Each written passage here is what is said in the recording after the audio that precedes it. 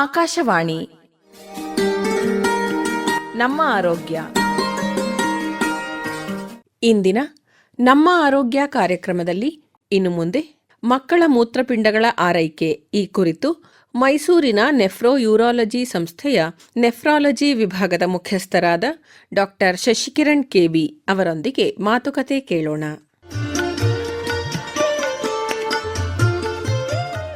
ಕೇಳುವರೆ, ಮಕ್ಕಳ ಮೂತ್ರಪಿಂಡಗಳ ಆರೈಕೆ ಹೇಗೆ ಮಾಡಬೇಕು ಅನ್ನೋ ವಿಷಯವನ್ನು ತಿಳಿಸ್ಕೊಡ್ಲಿಕ್ಕಾಗಿ ಇವತ್ತು ನಮ್ಮ ಜೊತೆಗೆ ಮೈಸೂರಿನ ಕೆಆರ್ ಆಸ್ಪತ್ರೆಯ ಆವರಣದಲ್ಲಿರುವ ನೆಫ್ರೋ ಯೂರಾಲಜಿ ಸಂಸ್ಥೆಯ ನೆಫ್ರಾಲಜಿ ವಿಭಾಗದ ಮುಖ್ಯಸ್ಥರು ಹಾಗೆ ಸಹ ಪ್ರಾಧ್ಯಾಪಕರು ಆಗಿರುವ ಡಾಕ್ಟರ್ ಶಶಿಕಿರಣ್ ಕೆಬಿ ಅವರು ಇಲ್ಲಿದ್ದಾರೆ. ಡಾಕ್ಟರ್ ಶಶಿಕಿರಣ್ ಅವರಿಗೆ ನಮ್ಮ ಕಾರ್ಯಕ್ರಮಕ್ಕೆ ಸ್ವಾಗತ. ನಮಸ್ಕಾರ ಸರ್. ಡಾಕ್ಟ್ರೇ, ಮಕ್ಕಳು ಹುಟ್ಟದಾಗಿಂದ ಬೆಳೆಯೋ ಹಂತದವರೆಗೆ ಏನೆಲ್ಲ ಸಮಸ್ಯೆಗಳನ್ನು ಎದುರಿಸ್ತಾನೆ ಇರ್ತವೆ. ಮಗು ಚೆನ್ನಾಗಿ ಹಾಲು ಕುಡ್ದಿದೆಯಾ ಅಂದರೆ ಅದು ಎಷ್ಟು ಸರ್ತಿ ಉಚ್ಚೆ ಮಾಡಿದೆ ಅಂತ ಹೇಳಿ ನೋಡಿ ಕಂಡು ಹಿಡಿಯೋದು ಮೊದಲಿಂದಲೂ ಬಂದಿರೋ ಪದ್ಧತಿ. ಆ ರಿಸರ್ಚ್ ಮಾಡುವ ಕ್ರಿಯೆಯಲ್ಲಿ ಮೂತ್ರಪಿಂಡಗಳದೇ ಪಾತ್ರ. ಹಾಗಾಗಿ ಹುಟ್ಟಿದ ದಿನದಿಂದ ಬದುಕಿರುವಷ್ಟು ಕಾಲವೂ ಮೂತ್ರಪಿಂಡಗಳನ್ನು ಚೆನ್ನಾಗಿ ನೋಡ್ಕೋಬೇಕು. ಅವುಗಳ ಆರೋಗ್ಯ ಚೆನ್ನಾಗಿದ್ರೆ ನಮ್ಮ ದೇಹದ ಸುಸ್ಥಿತಿ ಇರುತ್ತೆ ಅಂಥೇಳಿ ಒಂದು ನಂಬಿಕೆ.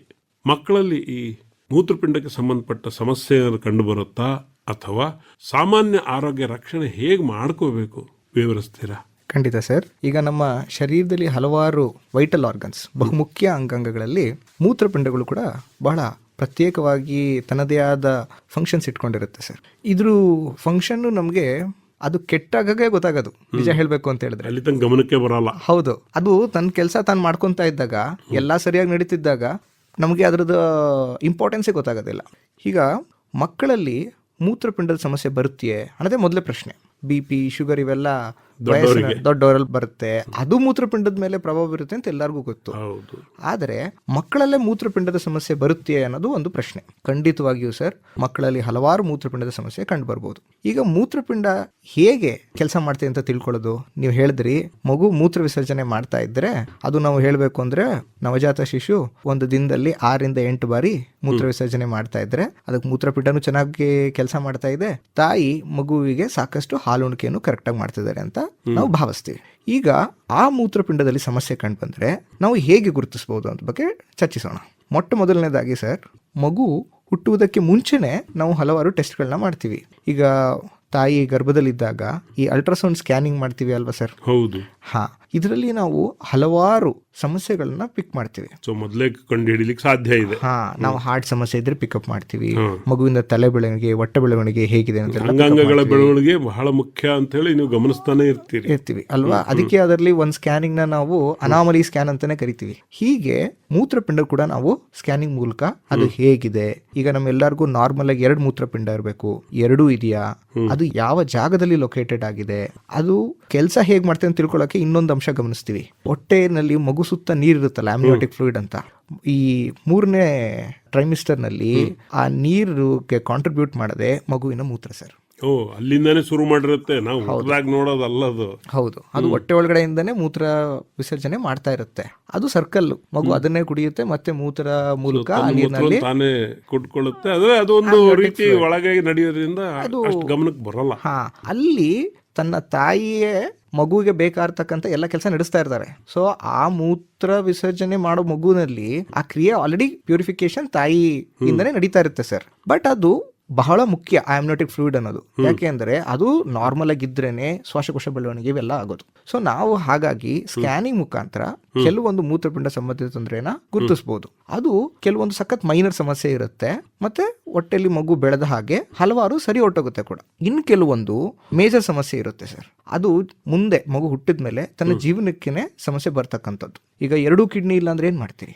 ಬೆಳವಣಿಗೆನೇ ಆಗಿಲ್ಲ, ಸಾಧ್ಯನೇ ಇಲ್ಲ. ಸೊ ಇಂಥವೆಲ್ಲ ನಾವ್ ಏನ್ ಮಾಡ್ತೀವಿ ಅಂದ್ರೆ ಆ ಪೇರೆಂಟ್ಸ್ ಜೊತೆ ಡಿಸ್ಕಸ್ ಮಾಡಿ ಮಗು ಉಳಿವಿಕೆಗೆನೆ ಕಷ್ಟ, ಹಾಗಾಗಿ ಪ್ರೆಗ್ನೆನ್ಸಿ ಕಂಟಿನ್ಯೂ ಮಾಡೋದು ಪ್ರಯೋಜನ ಇಲ್ಲ, ಟರ್ಮಿನೇಟ್ ಮಾಡ್ಲಿಕ್ಕೆ ಮೆಡಿಕಲ್ ಒಪ್ಪಿಗೆ ಇರುತ್ತೆ. ಅದಕ್ಕೆಲ್ಲ ವಿ ಫಾಲೋ ದ ರೂಲ್ಸ್. ಅದಾದ ನಂತರ ಇನ್ನು ಕೆಲವೊಂದು ಸಮಸ್ಯೆಗಳಲ್ಲಿ ನಾವು ಅದಕ್ಕೆ ಹುಟ್ಟಿದ ನಂತರ ಶಸ್ತ್ರಚಿಕಿತ್ಸೆ ಅವಶ್ಯಕತೆ ಇರುತ್ತೆ. ಅದನ್ನು ಕೂಡ ಅವ್ರಿಗೆ ಮುಂಚಿತವಾಗಿನೇ ತಿಳಿಸಿರ್ತೀವಿ. ಸೊ ಇದು ಒಂದು ವೇ ನಾವು ಅದನ್ನ ಮೂತ್ರಪಿಂಡದ ಸಮಸ್ಯೆ ಮಕ್ಕಳಲ್ಲಿ ಹೇಗೆ ಕಂಡುಹಿಡಿದು ಅಂದರೆ ಆಂಟಿನೇಟಲ್ ಸ್ಕ್ಯಾನಿಂಗ್ ಅಂದರೆ ನಾವು ಅದ್ರ ಬಗ್ಗೆ ತಿಳ್ಕೊಂಡಿರ್ತೀವಿ. ಇನ್ನು ಕೆಲವೊಂದ್ಸಲ ನಮಗೆ ಹಿಸ್ಟ್ರಿ ಅಂದರೆ ಈಗ ಫ್ಯಾಮಿಲಿನಲ್ಲಿ ಏನಾದರೂ ಮೂತ್ರಪಿಂಡ ಸಂಬಂಧ ಸಮಸ್ಯೆ ಇದೆಯೇ, ಈ ಅನುವಂಶಿಕವಾಗಿ ಬಂದಿರತಕ್ಕಂಥ ತೊಂದರೆಗಳಿರುತ್ತಲ್ಲ, ಸೊ ಆ ಮಗುವಿನ ಅಜ್ಜಿ ತಾತ ಅತ್ತೆ ಮಾವ ಆ ಸಂಬಂಧಿಕರಲ್ಲಿ ಯಾರಿಗಾದ್ರೂ ಕಿಡ್ನಿ ಸಂಬಂಧದ ತೊಂದರೆ ಇತ್ತಾ, ಅವ್ರಿಗೆ ಡಯಾಲಿಸಿಸ್ ಮತ್ತೊಂದು ಮಾಡಿದ್ರ ಅಥವಾ ಕಿಡ್ನಿ ಸಂಬಂಧ ಸಾವಿಗೀಡಾಗಿದ್ದಾರ, ಇವನ್ನೆಲ್ಲ ಕೇಳ್ಕೊಂಡಾಗ ಈ ಮಗುನಲ್ಲಿ ಏನಾದರೂ ಅನುವಂಶಿಕ ಸಂಬಂಧಪಟ್ಟ ಕಿಡ್ನಿ ಸಮಸ್ಯೆ ಇದೆಯೇ ಅನ್ನೋದನ್ನು ಕೂಡ ಊಹೆ ಪಡ್ಬೋದು. ಈಗ ನಾವು ಮೊದಲು ಊಹೆ ಮಾಡಿದ್ರೆ ನಾವು ಅದನ್ನು ಗುರ್ತಿಡಿಯಕ್ಕೆ ಸಾಧ್ಯ. ಹೌದು. ಸೊ ಹೀಗೆ ನವಜಾತ ಶಿಶುವಿನಲ್ಲೇ ಕಿಡ್ನಿ ಸಂಬಂಧದ ತೊಂದರೆ ಇರಬಹುದು ಅನ್ನೋದನ್ನ ನಾವು ಕಂಡುಹಿಡಲಿಕ್ಕೆ ಸಾಧ್ಯ ಆಗುತ್ತೆ. ಇನ್ನು ಮಗು ಹುಟ್ಟಿದ ನಂತರ ನಾವು ಮಗು ಬೆಳವಣಿಗೆಯಲ್ಲಿ ಕೆಲವೊಂದು ಅಂಶಗಳನ್ನು ಗಮನಿಸ್ತೀವಿ. ಮಗು ಬೆಳವಣಿಗೆಯಲ್ಲಿ ಕುಂಠಿತ ಆದರೆ, ಮೂತ್ರ ವಿಸರ್ಜನೆ ಕ್ರಿಯೆಯಲ್ಲಿ ಏನಾದರೂ ಸಮಸ್ಯೆ ಇದ್ದರೆ, ಮೇಲಿಂದ ಮೇಲೆ ಮೂತ್ರನಾಳಕ್ಕೆ ಸಂಬಂಧಪಟ್ಟ ಸೋಂಕು ಆಗ್ತಾ ಇದ್ರೆ, ಯೂರಿನರಿ ಟ್ರ್ಯಾಕ್ಟ್ ಇನ್ಫೆಕ್ಷನ್ ಆಗ್ತಾ ಇದ್ರೆ, ಇದ್ರ ಮೂಲಕ ಕೂಡ ನಾವು ಮಕ್ಕಳಲ್ಲಿ ಏನಾದ್ರೂ ಮೂತ್ರಪಿಂಡಕ್ಕೆ ಸಂಬಂಧಪಟ್ಟ ತೊಂದರೆ ಇದೆ ಅನ್ನೋದನ್ನ ಕಂಡುಹಿಡಿಬಹುದು. ಇನ್ನು ಕೆಲವು ಇದು ಏನೂ ಇಲ್ಲದೆ ಇದ್ದಾಗ ಬೇರೆ ಯಾವುದೋ ಕಾಯಿಲೆಗೆ ನಾವು ಕೆಲವೊಂದು ಟೆಸ್ಟ್ ಮಾಡ್ತೀವಿ, ಅದರಲ್ಲಿ ನಮಗೆ ಗೊತ್ತಾಗುತ್ತೆ. ಅದು ಸ್ಕ್ಯಾನಿಂಗ್ ಇರ್ಬೋದು ಅಥವಾ ಯೂರಿನ್ ಟೆಸ್ಟ್ ಇರ್ಬೋದು ಅಥವಾ ಬ್ಲಡ್ ಟೆಸ್ಟ್ ಇರ್ಬೋದು, ಅದರಲ್ಲಿ ನಮಗೆ ಮೂತ್ರನಾಳಕ್ಕೆ ಅಥವಾ ಮೂತ್ರಪಿಂಡಕ್ಕೆ ಸಂಬಂಧಪಟ್ಟ ತೊಂದರೆ ಇದೆ ಅಂತ ನಾವು ಗುರುತಿಸಬಹುದು ಸರ್.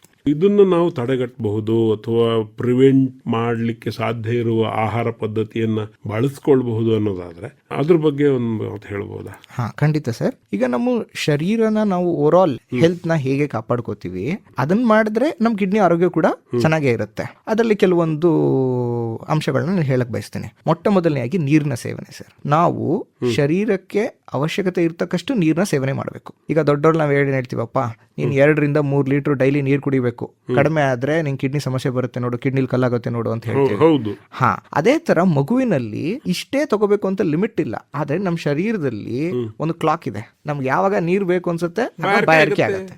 ಸೊ ಬಾಯಾರಿಕೆ ಆದಾಗ ಆ ಬಾಯಾರಿಕೆ ನೀಗುವಷ್ಟು ನೀರಿನ ಸೇವನೆಯನ್ನು ಮಾಡಬೇಕು. ಎರಡನೇದು, ನೀವು ಆಹಾರ ಸೇವನೆ ಬಗ್ಗೆ ಕೇಳಿದ್ರಿ. ನಮ್ಮ ಆಹಾರ ಸೇವನೆ ಬ್ಯಾಲೆನ್ಸ್ ಡೇಟ್. ಇದರಲ್ಲಿ ನಮಗೆ ಅವಶ್ಯಕತೆ ಇರ್ತಕ್ಕಂಥ ಪ್ರಮಾಣದಲ್ಲಿ ಕಾರ್ಬೋಹೈಡ್ರೇಟ್ಸ್, ಫ್ಯಾಟ್ಸ್ ಅಂದ್ರೆ ಬೊಜ್ಜಿನಂಶ ಇರಬೇಕು, ಪ್ರೋಟೀನ್ಸ್, ವಿಟಮಿನ್ಸ್, ಮಿನರಲ್ಸ್, ನೀರಿನಂಶ ಇವೆಲ್ಲವೂ ಬ್ಯಾಲೆನ್ಸ್ಡ್ ಆಗಿ ಇರಬೇಕು ಸರ್. ಯಾವುದು ಕೂಡ ಒಂದು ಲಿಮಿಟ್ ಕ್ರಾಸ್ ಆದರೆ ಅದು ನಮಗೆ ಒಳ್ಳೇದಲ್ಲ.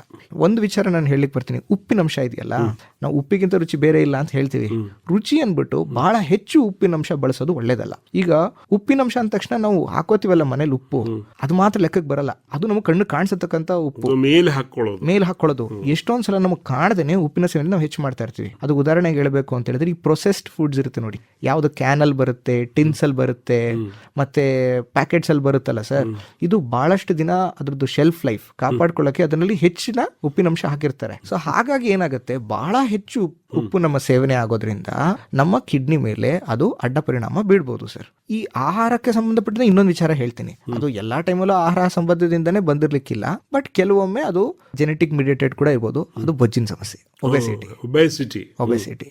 ಈಗ ನಾವು ನಮ್ಮ ಶರೀರದ ತೂಕನ ನಮ್ಮ ಹೈಟ್ಗೆ ಅನುಗುಣವಾಗಿ ಮೇಂಟೈನ್ ಮಾಡ್ಕೋಬೇಕು ಸರ್. ಅದು ಹೆಚ್ಚಾದಾಗ ನಮ್ಮ ಕಿಡ್ನಿ ಮೇಲೆ ಎಕ್ಸ್ಟ್ರಾ ಲೋಡ್ ಆಗುತ್ತೆ. ಹೌದು. ಈ ಎಲ್ಲದಕ್ಕೆ ಮೂಲ ಕಾರಣ ನಮ್ಮ ಪೇರೆಂಟ್ಸು ಮತ್ತೆ ಟೀಚರ್ಸು.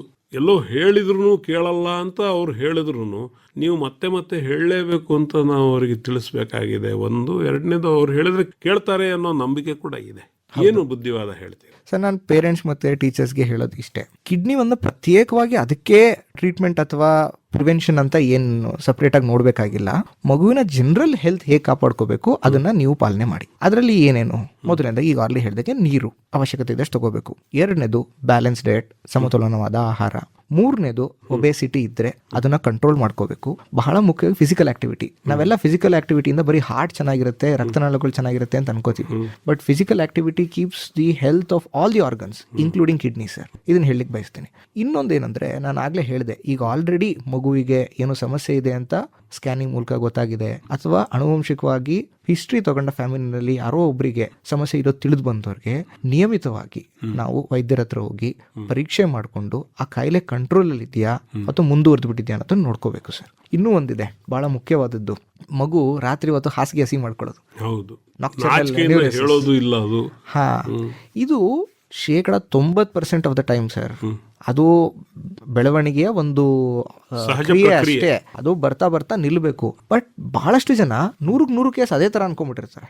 ಬಿಡಿ ಸರಿ ಹೋಗ್ತಾನ್ ಬಿಡು, ಎದ್ರಿದ್ದಾನ್ ಬಿಡು, ಇದು ಮಾಮೂಲಿ, ಏನೋ ರಾತ್ರಿ ಬೆಚ್ಚಿ ಬಿದ್ದಾಗ ಮಾಡ್ಕೊಂಡಿದ್ದಾನೆ ಆ ತರ ಅನ್ಕೊಂಡು ಇರುತ್ತೆ. ಬಟ್ ಅದು ಎಲ್ಲಾ ಟೈಮು ಆ ಥರ ಇಲ್ಲ. 8 ವರ್ಷದ ನಂತರ ಮಗು ಇನ್ನೂ ಹಾಸಿಗೆ ಹಸಿ ಮಾಡ್ಕೋತಾ ಇದೆ, ಅದಕ್ಕೆ ಏನೋ ಒಂದು ಕಾರಣ ಇರುತ್ತೆ. ಸೊ ಅದನ್ನ ಕೂಡ ನಾವು ವೈದ್ಯರ ಹತ್ರ ಸಲಹೆ ತಗೊಂಡು ಅದನ್ನ ಕಾಪಾಡ್ಕೋಬೇಕಾಗುತ್ತೆ. ಇದು ಚಿಕ್ಕ ಮಕ್ಕಳು ಅಂತ ಏನಿಲ್ಲ, 21 ವರ್ಷದ ವಯಸ್ಸಿನವರೆಗೂ ಕೂಡ ಮಕ್ಕಳ ಡಾಕ್ಟ್ರೇ ನೋಡ್ತಾ ಇರೋದ್ರಿಂದ ಅವರವರ ವಯೋಗುಣಕ್ಕೆ ತಕ್ಕ ಹಾಗೆ ಒಳ್ಳೆಯ ಆಹಾರ ಪದ್ಧತಿ, ವ್ಯಾಯಾಮ ಮತ್ತು ಹಿತಮಿತವಾದ ಒಂದು ನಡವಳಿಕೆ ಇದೆಲ್ಲ ಇಟ್ಟುಕೊಂಡ್ರೆ ಖಂಡಿತ ಒಳ್ಳೆಯ ಆರೋಗ್ಯ ಕಾಪಾಡ್ಕೊಳ್ಬೋದು. ಹಾಗಾಗಿ ಅವರ ಮೂತ್ರಪಿಂಡಗಳ ಆರೋಗ್ಯವೂ ಚೆನ್ನಾಗೇ ಇರುತ್ತೆ ಅನ್ನೋ ಒಂದು ಭರವಸೆ ಸಿಕ್ಕತ್ತೆ. ತಂದೆ ತಾಯಿಗಳು ಇದ್ರ ಬಗ್ಗೆ ಹೆಚ್ಚು ಗಮನ ವಹಿಸಬೇಕು. ಹಾಗೆ ಮಾಡ್ತಾರೆ ಅಂತ ನಾವು ಕೂಡ ಭಾವಿಸ್ತೇವೆ. ಡಾಕ್ಟರ್ ಶಶಿಕಿರಣ್ ಅವರೇ, ಇಷ್ಟೆಲ್ಲ ಮಾಹಿತಿ ಕೊಟ್ಟಿದ್ದೀರಿ, ಅವರು ಅದನ್ನು ಪಾಲಿಸಲಿ ಅಂತ ಹೇಳಿ ಆಶಿಸ್ತಾ ನಿಮಗೆ ನಮ್ಮೆಲ್ಲ ಕೇಳುಗರ ಪರವಾಗಿ ತುಂಬ ಹೃದಯ ಧನ್ಯವಾದಗಳು. ನಮಸ್ಕಾರ. ನಮಸ್ಕಾರ ಸರ್.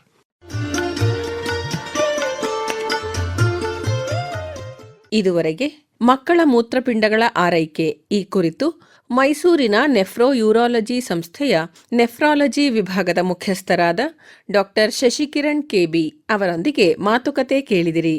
ಇವರೊಂದಿಗೆ ಭಾಗವಹಿಸಿದ್ದವರು ಬೇದ್ರೆ ಮಂಜುನಾಥ್.